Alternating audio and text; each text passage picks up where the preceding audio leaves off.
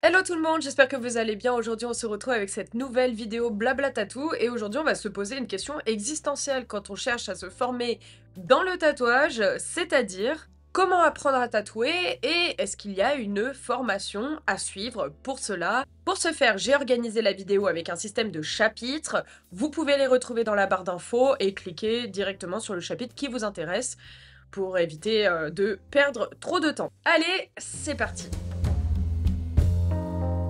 Pour comprendre le métier de tatoueur, je pense qu'on va retourner à la base même de qu'est-ce que c'est finalement que d'être tatoueur. Quelles sont les obligations autour du métier et ce que cela signifie réellement? Il faut savoir que dans notre métier, on a deux types de responsabilités. La responsabilité artistique, qui est celle qui paraît la plus obvious lorsque l'on parle du métier de tatoueur, et il y a aussi la responsabilité dite sanitaire. Concrètement, un tatoueur, c'est un artiste, mais c'est aussi un technicien, un petit peu si vous voulez, qui doit respecter énormément de normes d'hygiène, normes qui sont extrêmement strictes, et pas pour rien, puisque c'est grâce à cela que l'on va éviter tout problème, dont les infections, etc. Au niveau des qualités requises pour le métier, il y a donc toutes les bases artistiques, avoir des connaissances solides du milieu artistique, le dessin, etc.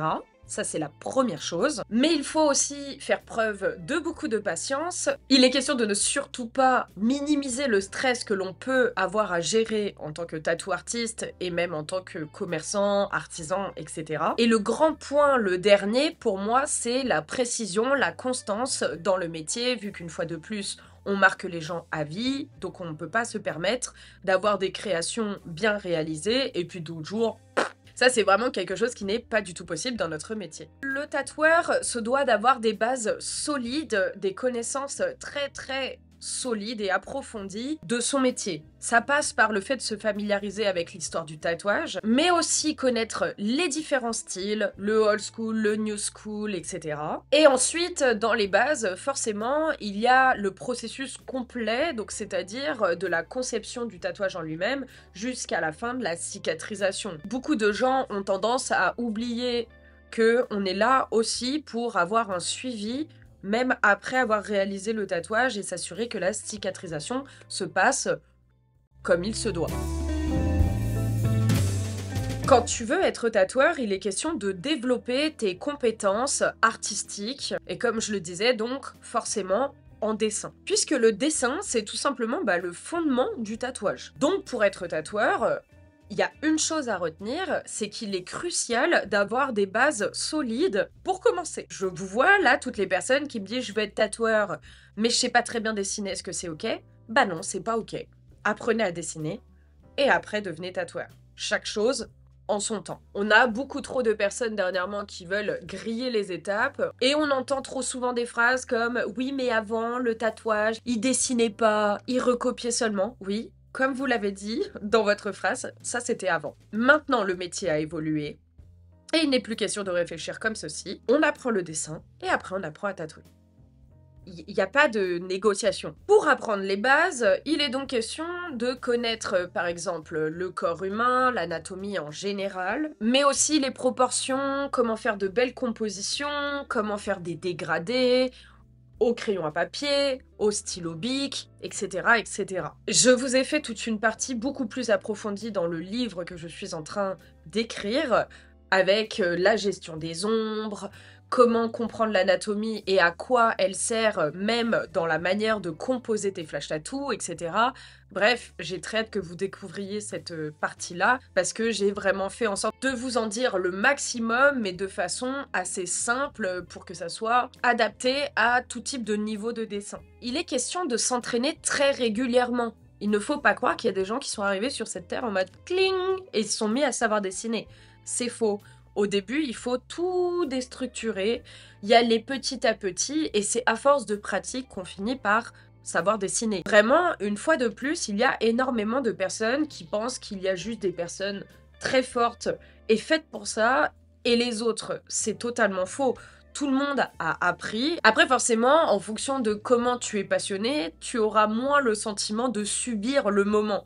Mais vraiment, si vous prenez un carnet et que vous vous dites je remplis ce carnet un petit peu tous les jours, vous aurez forcément une progression entre le moment où vous avez ouvert ce carnet et la fin du carnet. C'est impossible de ne pas avoir de progression, je vous dis une bêtise, sur 1 ou 2 mois, si vous pratiquez un petit peu tous les jours. Le fait de faire ça très régulièrement va vous permettre d'avoir une meilleure précision et surtout à explorer différents styles, voir ce que vous aimez, ce que vous n'aimez pas et surtout comprendre pourquoi vous n'aimez pas. Tu peux très bien faire un exercice, une fois que tu considères que ton niveau de dessin est assez abouti, alors tu prends tout simplement ta fiche de dessin, tu regardes les différents styles de tatouage en fonction de ce que tu penses s'en rapprocher et tu compares les points que tu dois améliorer pour que tes différents dessins soient par la suite adaptables au tatouage. Ça peut être un exercice vraiment très intéressant. N'hésitez pas aussi, une fois que vous êtes à l'aise sur le papier, à passer sur des outils numériques. Ainsi, vous allez apprendre petit à petit à vous familiariser avec Photoshop, Procreate, etc. Et ça vous servira énormément dans votre avenir de tatoueur, croyez-moi. Bon, clairement, on va pas se mentir, aujourd'hui, on est quand même beaucoup de tatoueurs à utiliser la tablette pour gagner du temps, bien évidemment. Et en règle générale, vu que c'est quelque chose qu'on me demande souvent, moi, je préconise de partir sur un iPad, donc c'est les tablettes de chez Apple, avec un stylet. Il y a différentes générations qui vont avec tel ou tel modèle. N'hésitez pas à regarder directement sur le site, puisque du coup, vous avez les combinaisons possibles ou non entre tablette et stylet. Bref, tout est notifié dessus. Vous n'êtes pas obligé de partir sur un tout neuf dès le début. Vous pouvez très bien partir sur un reconditionné pour limiter les coûts. Et surtout, n'oubliez pas que vous n'êtes pas obligé d'avoir une tablette pour trouver un apprentissage. A contrario, vous allez être obligé de savoir dessiner sur papier pour trouver un apprentissage. Très important. Si tout le monde part du principe qu'Apple est mieux, c'est tout simplement parce que le ressenti dessin est beaucoup plus réaliste avec les stylets et les tablettes Apple qu'avec n'importe quelle autre marque. Et c'est ce pourquoi tous les tatoueurs finissent par travailler sur iPad. Et après, vous n'avez plus qu'à acheter l'application Procreate, qui est genre à 14,99 €, quelque chose comme ça, entre 14 et 20 balles à peu près. Vous ne l'achetez qu'une seule fois et après vous l'avez toute la vie. Donc je sais que sur le moment, c'est un coût entre l'iPad, le stylet et l'application, mais une fois que vous avez investi, vous en avez pour un petit bout de temps avant de devoir rechanger. Vous savez dessiner sur papier, vous avez des bases solides en dessin, vous êtes passé sur la tablette et ça commence à ressembler à quelque chose. Vous pouvez maintenant créer votre portfolio. Vous allez donc rassembler vos meilleures réalisations. Ces dernières ne seront pas en mode croquis à l'arrache au crayon à papier, mais bien remises au propre. Si vous choisissez d'avoir la version crayon à papier, alors c'est parce que c'est pertinent avec le style que vous êtes en train de travailler. Il faut dans tous les cas que ça soit propre, lisible, logique et que ça se voit que vous avez une patte artistique. N'hésitez pas non plus à avoir un deuxième portfolio, comme je l'avais déjà dit dans une de mes vidéos sur comment créer un book tattoo, où il sera question d'avoir différents styles que vous savez travailler. Le old school, la gravure, etc. Bref, vous pouvez travailler énormément de styles différents, mais n'oubliez pas qu'il est question de regarder les salons autour de chez vous, voir les styles qu'ils proposent pour savoir quel book sortir dans quel salon. Si vous allez dans un salon un peu tout venant, n'hésitez pas à sortir le book où vous avez un petit peu tous les styles. Vous allez dans un salon où tout le monde a sa propre identité, sortez le book avec votre style plus affirmé, un seul style en fait. L'idée est de trouver votre futur maître d'apprentissage, votre mentor, etc. et d'aller démarcher les salons avec ce dernier.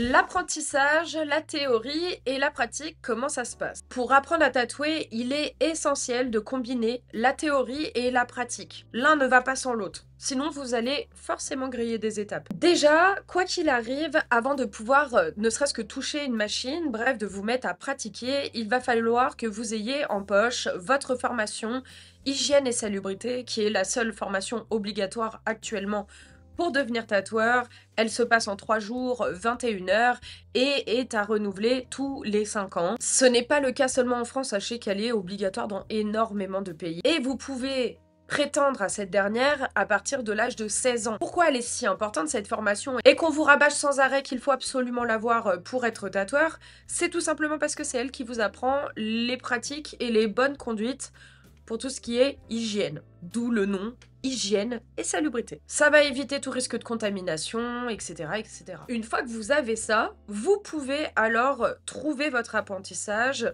avec votre fameux portfolio. Vous serez forcément privilégié par rapport à quelqu'un qui n'a pas encore sa formation, si vous avez déjà votre formation en poche. D'ailleurs, il y a énormément de salons qui maintenant ne prennent juste pas les gens s'ils n'ont pas encore en poche leur formation hygiène et salubrité, puisque c'est un frein à l'apprentissage. Trouver un apprentissage, qu'est-ce que ça veut dire? Eh bien, c'est tout simplement pour évoluer, apprendre le métier avec la supervision d'un maître d'apprentissage.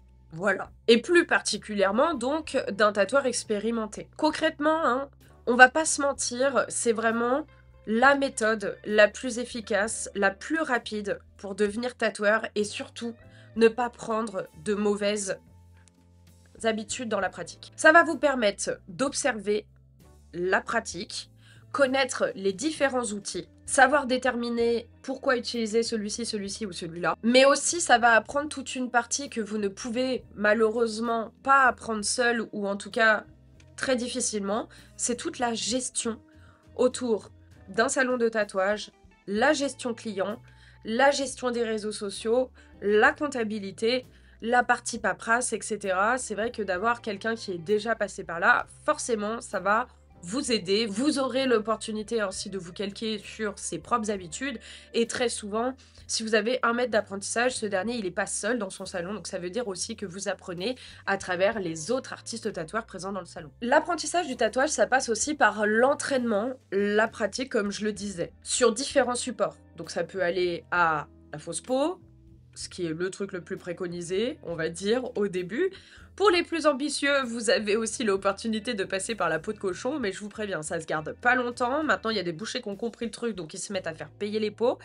Et surtout, bah, ça pue grave. Et vous pouvez aussi utiliser des fruits comme des oranges, des pamplemousses. Et moi, je préconise plus la banane, qui est, je trouve, plus réaliste au niveau sensation de pic. Ça va tout simplement vous permettre de comprendre comment tenir votre machine, comment faire prendre l'encre. Ça va vous permettre aussi de mettre tout simplement en pratique et de, du coup, ne pas pourrir une vraie peau humaine, que ce soit la vôtre ou un cobaye, même si j'aime pas ce terme, quelqu'un qui se sera porté volontaire pour vous prêter un bout de peau. On a plein de potes qui sont super chauds de nous prêter des bouts de peau, ça c'est sûr. À chaque fois, c'est vraiment un truc qui revient. Mais la vérité, c'est que je ne suis pas sûre que vous serez très très fiers dans quelques années de voir ce que vous avez fait sur vos potes. Pour moi, il n'est pas concevable une seconde de commencer à tatouer directement sur un vrai humain, mais bien de vous entraîner avant. Il est aussi question, comme je le disais, d'étudier la théorie du tatouage. Mais du coup, qu'est-ce que ça veut dire? Apprenez les notions de profondeur. Vous le mettez en pratique, mais il faut aussi apprendre la théorie pour comprendre la pratique. L'un ne va pas sans l'autre une fois de plus. Les différentes façons de travailler, donc le tirage des lignes, le whip shading, les remplissages, etc., etc. Mais aussi, qu'est-ce qu'une aiguille? Comment elle est faite? Pourquoi telle aiguille sert à quoi? Comment utiliser des machines? Comment les entretenir? Comment monter et démonter sa machine? Comprendre les voltages, comprendre le débattement, etc., etc. Bref, au niveau de la théorie, genre vraiment, il y a énormément de choses à apprendre. Un bon tatoueur se doit de connaître et de maîtriser son matériel. Je vous ai parlé de apprendre la théorie, donc les différentes machines entre autres, et d'apprendre sur des fausses peaux, sur des fruits, etc. Pour ce faire, vous allez devoir choisir votre machine en fonction du style vers lequel vous souhaitez aller. Si vous avez appris la théorie, vous savez qu'il y a des machines pour faire certaines choses. Une fois que vous savez ce que vous souhaitez tatouer, vu que vous êtes aussi entraîné en dessin, vous pouvez alors déterminer s'il vous faut plus une bobine, par exemple si vous faites de la gravure, du old school, ou s'il vous faut une rotative, parce que vous avez plus envie de partir sur du tatouage minimaliste, etc., etc. L'idée, c'est de vraiment réussir à trouver la machine qui vous convient. Et c'est pas si évident que ça. Honnêtement, c'est vraiment pas évident. D'ailleurs, si vous n'avez pas trouvé d'apprentissage, vous pouvez très bien quand même, au moment des démarchages de salon, demander au tatoueur ce qu'il vous préconise comme première machine. C'est pas débile de demander ça, si en plus derrière vous allez devoir vous coltinez apprentissage en autodidacte parce que vous n'avez pas trouvé de salon et que pour autant vous êtes méga déterminé. Vous avez la machine, ok c'est bien, maintenant il vous faut de l'encre et les bonnes aiguilles. Pour ce faire, la théorie va aussi vous servir puisqu'elle va vous permettre de déterminer quelles sont les aiguilles qu'il vous faut en fonction, une fois de plus, du style que vous souhaitez faire. Les liners, les shaders, les flats, etc., etc.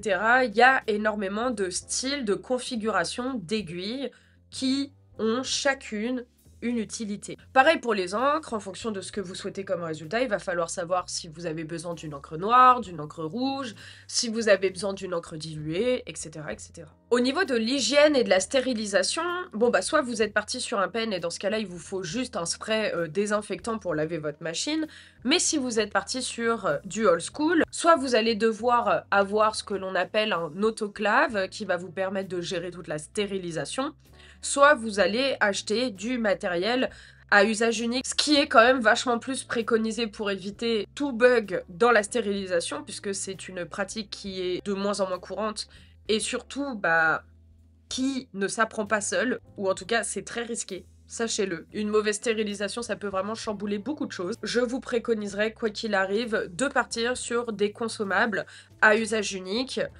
Vous avez tout simplement les aiguilles qui arrivent dans des sachets à l'unité. Au moins, là, il n'y a pas de doute. Si le sachet est bien fermé, alors ça veut dire que le produit est bien stérile. Il y a une date, d'ailleurs, de péremption à regarder avant d'utiliser. Et bien sûr, il y a aussi tout le matériel en plus à prévoir. Donc, les octolins, les gants, les grippes, les protections, etc., etc.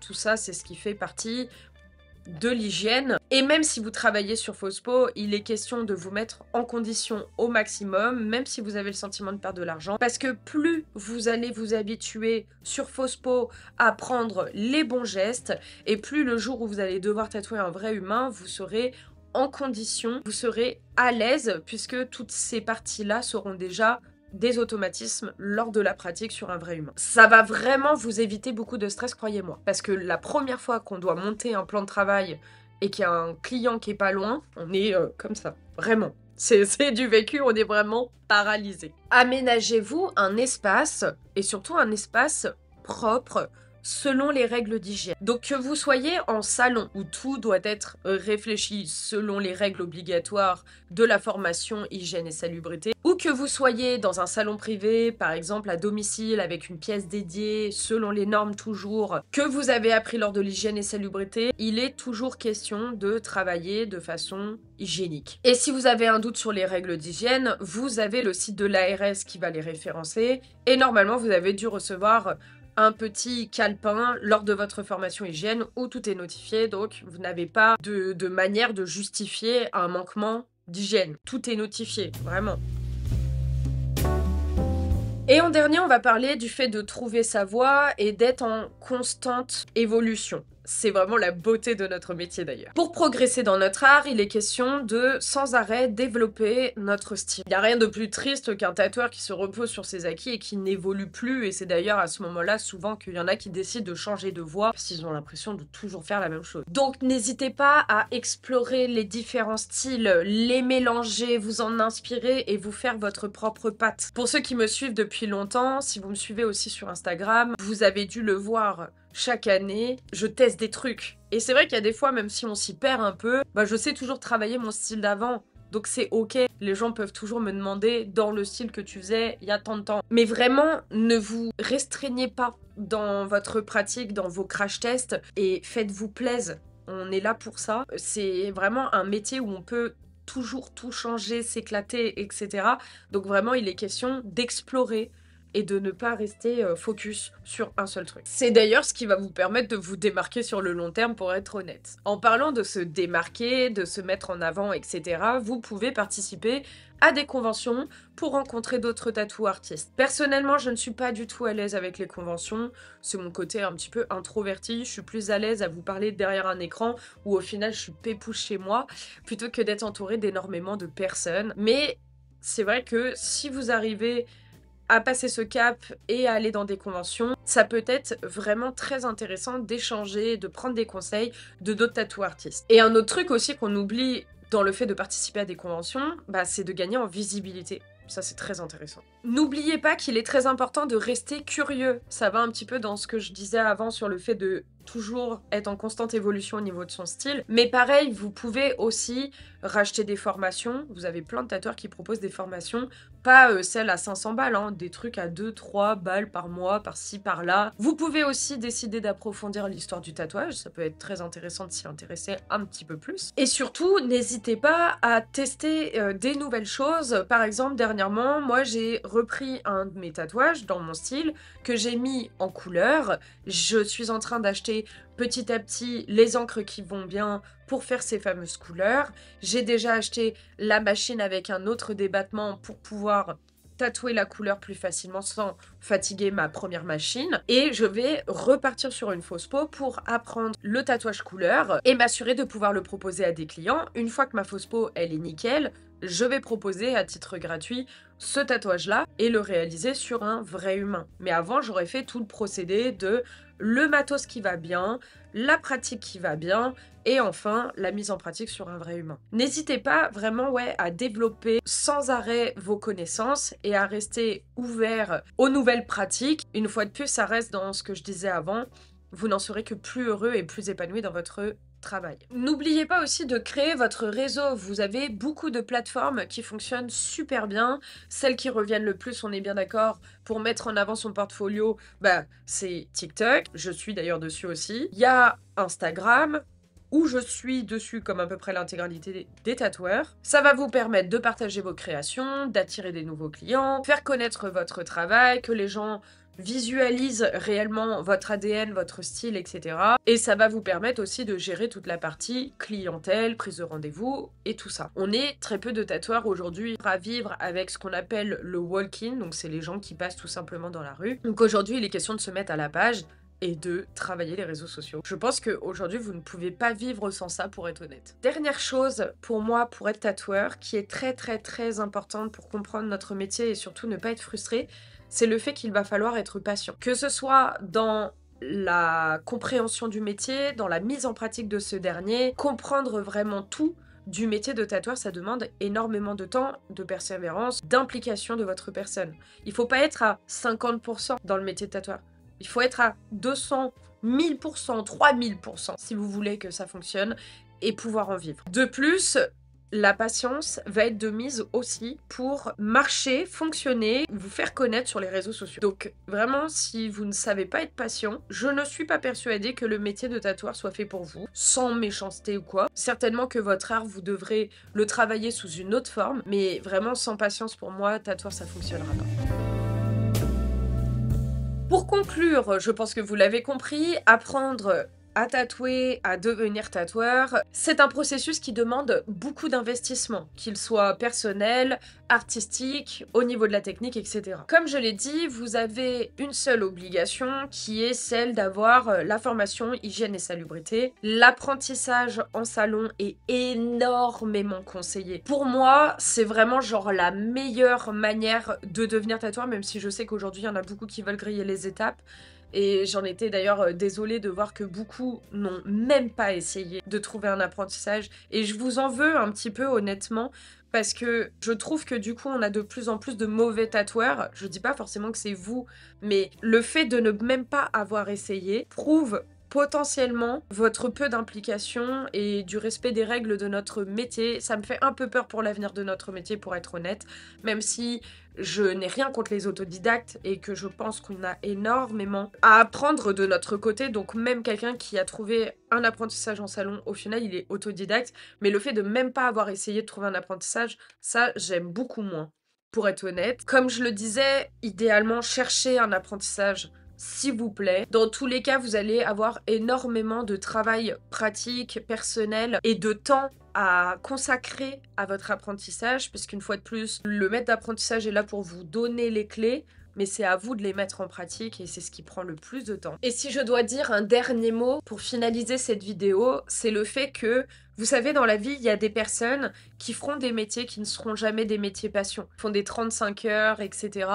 Ils font ce qu'on leur demande et ciao, bisous, le soir c'est coupé. Le tatouage, ça c'est quelque chose qui n'existe pas dans notre milieu. C'est soit vous êtes vraiment passionné et ça fonctionnera, soit vous êtes là parce que vous êtes rentré et que vous avez vu de la lumière et vous allez être très vite submergé de trop de travail, etc.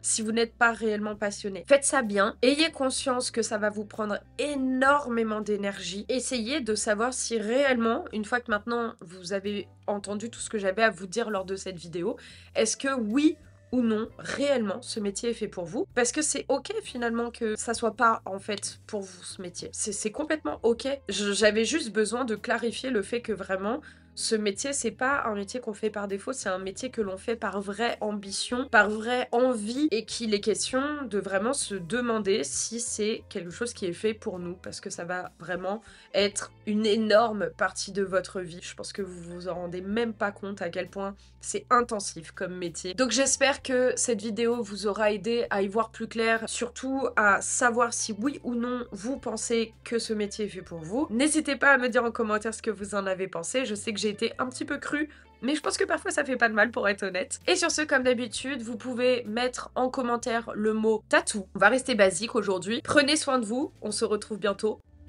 Ciao!